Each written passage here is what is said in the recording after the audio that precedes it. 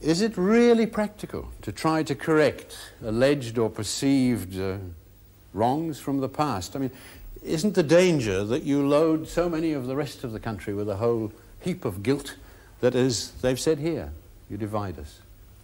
Yeah. Go, Shane. I'll direct my comments to our younger part of the audience because I'm not getting too much sense out of the older ones. Now, you have heard, apart from the members of the panel being assassinated in terms of their character, we've heard a complaint that those who are involved in treaty policy are dragging New Zealand back to some dim, dark, uncivilised age. What that really doesn't take account of is that in terms of how Māori folk see the past, the future and the present, which is reflected in language, this is what they say, I ngā wā o mua. I ngā wā o mua means in the times of before. And what that means in terms of a Māori way of looking at so-called modern society is that my past is before me. So the past, the present and the future commingle into a sense of oneness, and you never know where you're going until you know where you come from. So it's really disappointing to have self-appointed prophets of doom telling young Māori and those who have been brought up in the tradition of the Treaty of Waitangi that they're dragging themselves and the nation back into some dark, uncivilised, primitive spot in history. In terms of resolving grievances, etc., number one, there's an important legal principle that no man, I guess there were no women in those days in terms of how English law developed, no man shall profit by his own wrong. So if we're saying, for example, that where there are grievances that they're too costly or they're too controversial, they ought to be put to the side, then that is actually, I think, a very sad state of affairs because it depicts that from time to time we're going to compromise where grievances need to be put right and where the law should speak. And that is far more dangerous than assertions about how the treaty is threatening modern society. If something has been done wrong, it must be put right. If it is not put right, the boil, I'm not sure whose backside it's on, will definitely burst. Oh, look, it's theatre. A lot of the people that are participating, is it theatre? not only in this process, they don't have a right to back that up with something? No, what I'm saying is that on October the 14th, everyone voted. Even though those figures were taken in 2011, he said that he feels those figures, about 4.4% of total output, would be broadly right. So if you have $1 billion in exports, you double it, $2 billion in exports, just 4.4% of total output. Would you consider adjusting the royalty rate for gold, for example? Yeah, well, I've asked the officials to have a look at the royalty rates, but at the same time, I'm not going to shy away from the fact that I see both a moral, an economic and a social case for substantially increasing the footprint of mining in New Zealand. I think that the current footprint is actually catastrophised, and then there's a trade-off. If you want more economic activity, should we load too many costs up front, or should we allow for a depreciation schedule that enables people to upgrade their capital assets? And in terms of the royalty, I've asked the officials to have a look at it with a view to redistribute.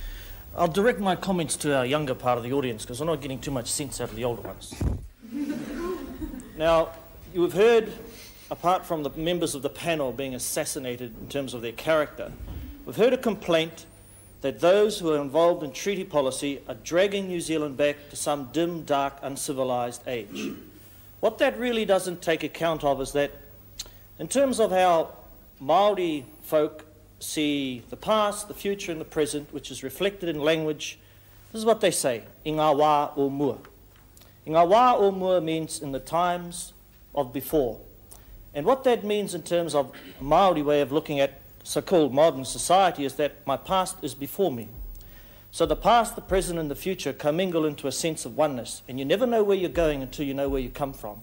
So it's really disappointing to have self-appointed prophets of doom telling young Māori and those who have been brought up in the tradition of the Treaty of Waitangi that they're dragging themselves and the nation back into some dark, uncivilised, primitive spot in history. In terms of resolving grievances, etc., number one, there's an important legal principle that no man, I guess there were no women in those days in terms of how English law developed, no man shall profit by his own wrong. So if we're saying, for example, that where there are grievances that they're too costly or they're too controversial, they ought to be put to the side, then that is actually, I think, a very sad state of affairs, because it depicts that from time to time we're going to compromise where grievances need to be put right and where the law should speak.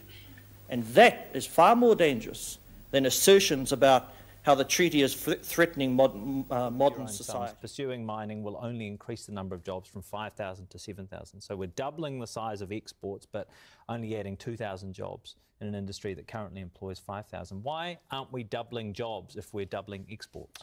Well, over the years, this has become, because of health and safety, a highly mechanised process. And I don't want to talk unnecessarily about the health and safety thing, because that's another whole topic, but it has to be uppermost in our minds. So those jobs are incredibly valuable. The level of productivity associated with those jobs is extremely high. Right, but if we're relying on the jobs. Yes, they're high-paid jobs. But if we're relying on the economic transformation that is provided by greater employment opportunities, they're actually we're not doubling the size of the industry in terms of those jobs. So the PAYE that would be brought in is not the same as it would be with 5,000 jobs. I think, though, Jack, you're being unreasonable. And the place to do this show is in Reefton, Westport, Greymouth. In that benighted part of New Zealand, such an infusion is going to be transformational. Yeah. Not only are we going to have to then invest in coastal shipping. In fact, I think it's Westland Minerals. They're bringing a huge barge down from Indonesia because they're upgrading. They're substantially increasing in that part of New Zealand economic activity. I am the Regional Development Minister. So those are high school jobs. Many of them will be engineering jobs. Do you accept that many of those are going to be overseas workers, effectively flying? Something has been done wrong, it must be put right. If it is not put right, the boil, I'm not sure whose backside it's on, will definitely burst. Shane, thank you. I want to go to Mr. Clark to pick up. And for the reo. And here we are today, and you buggers want to get rid of them. You buggers want to get rid of them. And you think it's just a case of bringing in some legislation to strip the treaty of its mana, to belittle the reo by trying to make it a second-class language in our land? It ain't going to happen. It ain't going to happen. You need to know that. There's more important things to be doing if we are to build this nation than try to muck around with the Treaty of Waitangi. Look for positivity in the development of iwi businesses. Hell, they're now generating billions of dollars for the New Zealand economy. And you want to gut the treaty in front of all of these people? Hell no. Not only will we not stand for it, Shane Jones ain't going to stand for it. Sorry, David. You're on your own on this one, mate. The thing you need to know is that when it comes time to see where this is going to go into legislation, you and your shitty-ass bill are going down the toilet.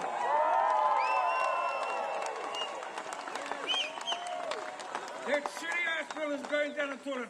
Hoko whanaunga tāua, I raro e te mana o Ngāti Rehia, o Ngāti Hau, o Ngāti Wai, whanaunga tahi tāu.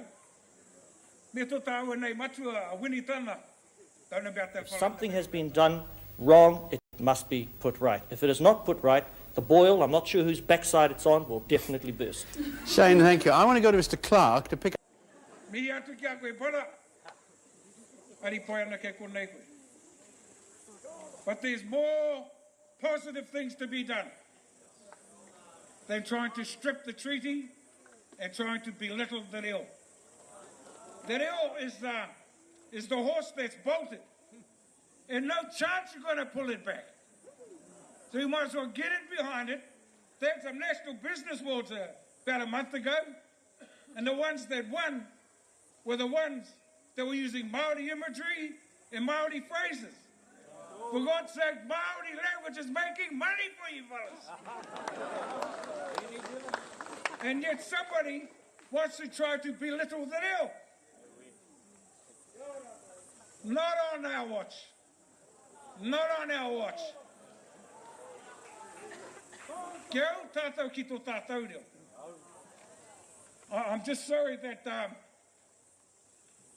a whole lot of other brothers and sisters from ngā tamatoa weren't able to get up here. Mihi atu ki a koe kei muri rā ringau. Koutou anō rā e ngā tino pau o tēnei kaupapa. Back in those days, everybody, the Pākehās didn't want ngā tamatoa to come up here. And the bloody Māoris didn't want ngā tamatoa to come up here either. In fact, my goodly relations from Ngāpuhi said, every marae in the whole of Taitokerau will be close to ngā tamatoa. At which point, Tāwai Kawiti said, if every marae in Taitokerau closes to ngā tamatoa, māku te marae e hakawate. From that day was born the connection of tamatoa to te rapunga, atu I tērā ki tōna ke marae I Kawiti. And every year that we have marched, we have tried to repay that honour that he gave to us. So mihi atu kia tātou katoa, I runga I wena auhuatanga. And the attempts to open up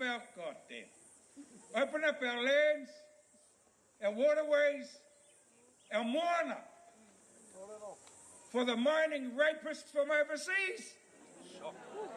Mate, you've got to know that that's biting off something you just can't possibly win. You just know. You just got to know that all of those Pākehā greenies out there are just waiting for you to try this one. You've got all of our whanaunga down Taranaki. Fight the seabed mining down there. Got all of the ones up at Laukumara. Fight the seabed mining up there. But the ones up Aipara, Taitokerau, fighting the seabed mining up there, we will fight it. And not so much, we don't have to fight you fellas over it, but we can guarantee that those companies that think they're going to get it are not going to get their hands on our resources. You might open the door, but we'll slam it shut. We will slam it shut. I can see Shane over there going, you've had enough time. I just saw something on the Facebook this morning. It was from Sir James after the Second World War, tētahi o na kōrero ki a rāta hoki ana ki te kāinga. Me hoki koutou ki o tātou iwi. Hoki ki o tātou maunga. Hoki ki o tātou marae. Engari, me mau tonu ki tēnei kōrero. Tū Māori mai, tū Māori mai, tū Māori mai. Ko mātou katoa rā wena o te ao Māori, e tū kotahi ana. Raro I te karanga o tō mātou nei kingi. E waka manatia e te tūmoaki tōna hui rātana, taino ki tēnei o roto I a mātou I Ngāpuhi. Kia tū kotahi.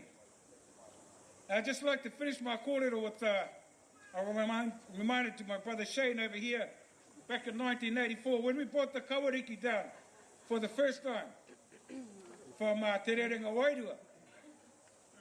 Beautiful photos of Shane looking really slim. One night, he said, we've got to write a song about this kaupapa. So we sat down, and anei o na kupu, wetahi o na kupu. Māku e mea, e hara mōku nei, te kupapa ki raro. Hei kiri noa kauake, mo te tangata haere mai. I will not be the man on the ground to be trampled under like gravel on the road by the new settlers coming into this country. My brother Shane not only remembers this, he wrote it. Kei Waitangi, koia te kāinga o te puka o te Treaty o Waitangi. No translation needed. Māranga mai, me tū kotahi e. Wake up, and when we do, stand together, stand united. Pūritia te whenua, and hold fast to your bloody lands. Manaki tia, te reo rangatira, kia ora ai te iwi e. And embrace and love and give value to our language as sustenance and as life for our people forever. Ko no kānui te rā māku, I promise to be nice. I hope I've met that standard. Mihi atu kia koe, Ben. In 50 years' time, places like where I live now in Whakatane are going to be the new tauranga of the Eastern Bay of Plenty, that the population will drift that way, and with it will come everything that goes with it, the high-rise buildings in downtown Whakatane. And whether or not the people of that area still exist as an identity is the sort of issue that confronts and consumes, ought to consume, the minds of the leadership who are now in leadership positions in that place. To me, it can go two ways. The Māori dimension can be the key distinctive contributor to the future New Zealand identity. At the moment, I think most of the media commentators, the publicists and the opinion shapers have associated Māori with a headache.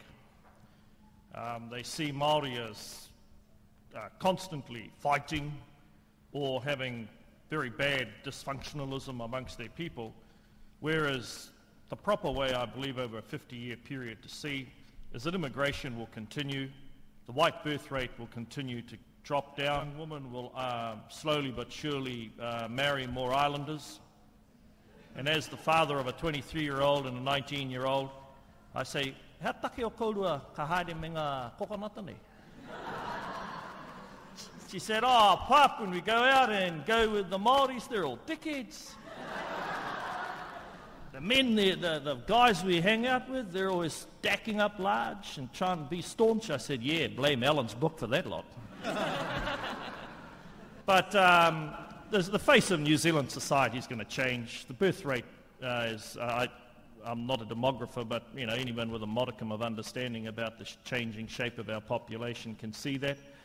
I think we'll continue to see a lot of our talented people go overseas. As a country, we're continually slipping behind in terms of what other economies are prepared to pay. But will Māori identity die out completely? Never. Never. Will we be more outward-looking, etc., and comfortable of carrying our identity with us? Well, the only way we can inculcate identity is to teach our own children. Pākeas, they're never going to teach Maoris how to talk language. Our schools, etc., sure, they can do a better job, but we ourselves, mothers, fathers, brothers, sisters, we're the ones that are going to mould ourselves. Constituency held their position. She should vote against the bill. Can we have a quick word with you about Crown ownership then of the seabed foreshore?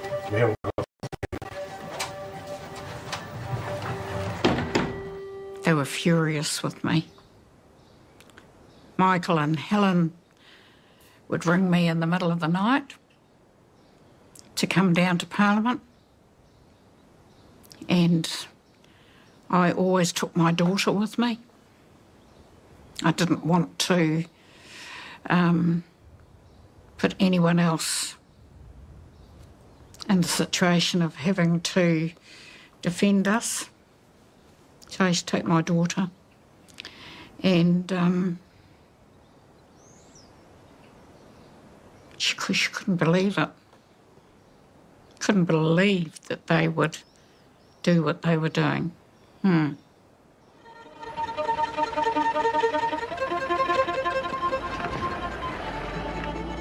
She'd entertained abstaining from the vote. That at the beginning of the year, that had been her initial thought. She could just abstain. But as she reflected on that, she thought that's not an option she wanted to take.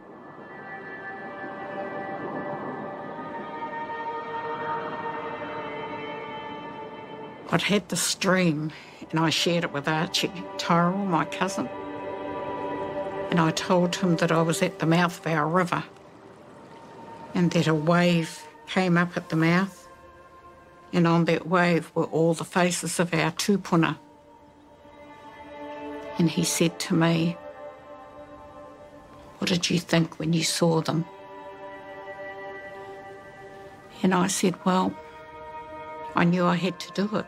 I knew that I couldn't step back and pretend that it was okay, because it wasn't. This is a government also which has been poleaxed by that Court of Appeal decision, and it's a government that's given every impression of bending over backwards to accommodate not only you, but the Māori people. What about the democratic right of all of us now who live in this country to go to the foreshore and the seabed and to make use of it? Why do Māori have a special right? Where is it written Māori have a special right over the foreshore and the seabed?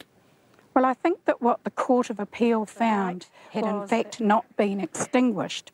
And so what it said was that our people had the right to go to the Māori Land Court, in fact, to check out whether they still had those property rights. And my personal viewpoint is that is the right of any New Zealander when we are talking about property rights. No one's private property rights are being affected by this bill.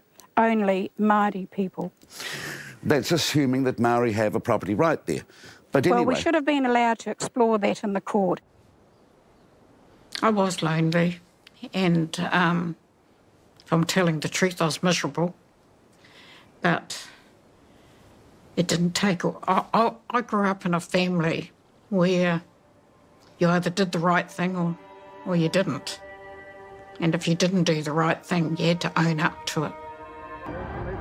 The weight of people's emotions was palpable because you had young and old turn up to Parliament, and you knew yourself that looking out there, this is something momentous. E te wei kia mau, kia mau, kia mau. Anei te kōrero. Ka whare, anei te whakautu. Anna. Anei. Anna! Ka tuha, whakamutina. Po, kokohuama.